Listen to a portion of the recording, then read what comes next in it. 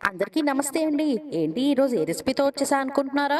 ఇది chocolates recipe అండి. ఈ రెసిపీ కావాలి అంటే బుడ్డ పిల్లలు బోలు బోలు గొడవ చేస్తారు. బయట కొనుక్కోవడానికి చాలా రేటు.